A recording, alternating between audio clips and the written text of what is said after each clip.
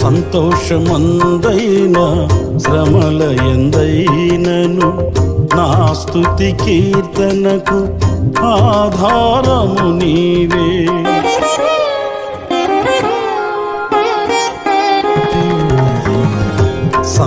సంతోషమందైన శ్రమల ఎందైనను నా స్తుతి కీర్తనకు ఆధారము నీవే.